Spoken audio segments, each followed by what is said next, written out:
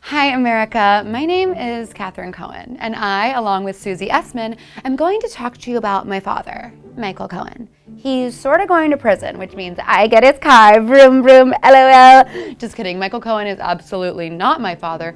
We just have the same last name and have both read The Art of the Deal twice. I'm just kidding. Again, oh my God, I'm so funny. And I lie, like, a lot. Maybe he is my dad. Anyways, here's Susie Essman, followed by an update by me, a New York City comedian and not Michael Cohen's daughter.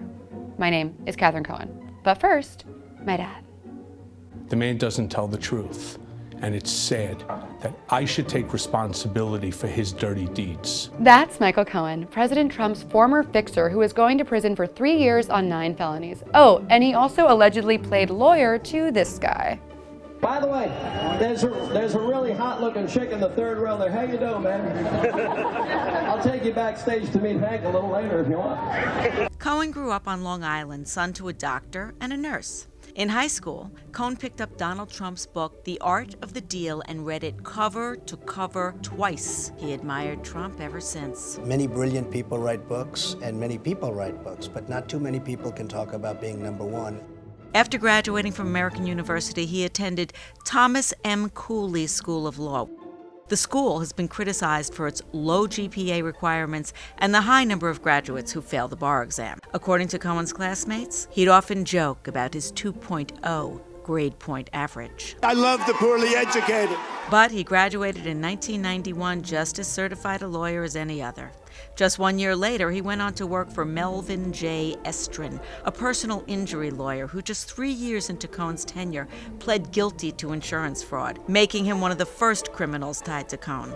After Estrin was indicted, Cohen worked out of a taxi base in Queens owned by Simon Garber, a Russian taxi magnate who once pled guilty to breaking into a few neighbors' homes, shattering glass doors, smearing blood everywhere, and then taking a shower.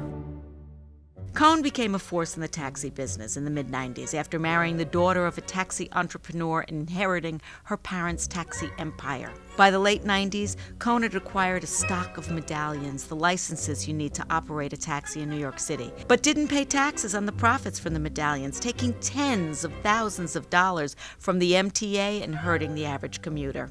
In 1999, as Cohen was managing trust accounts for clients, a Montreal Canadiens hockey player wrote a check for $350,000 to Cohen that was supposed to transfer to a Florida woman, but she never received it.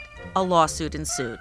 In Cohen's deposition, when the plaintiff's lawyer showed him the endorsed check and asked if it's his signature, Cohen said, "I don't know, but it could be."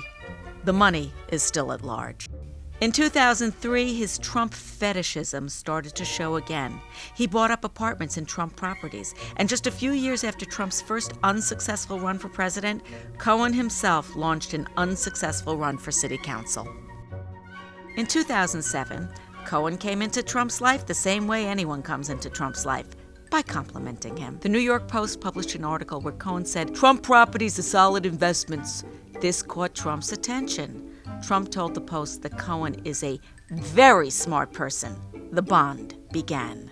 Trump hired Cohen again later that year as executive vice president of the Trump Organization and special counsel to Donald. But he was more than just a vice president and lawyer. One unnamed associate told ProPublica Cohen did jobs for Donald that no one else would do.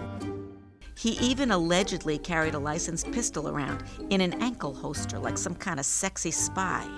In 2008, he voted for this guy.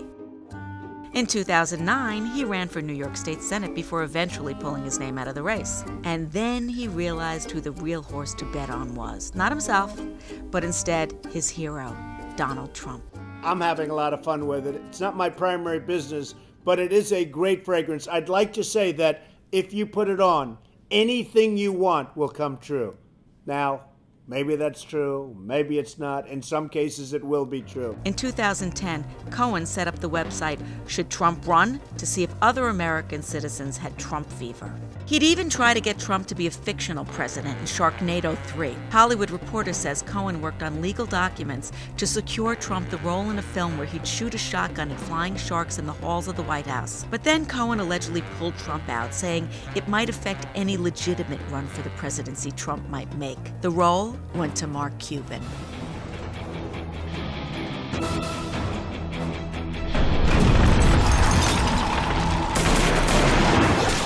But despite the fact it was him that turned down the role, Cohen lost it. He basically said, "How dare you?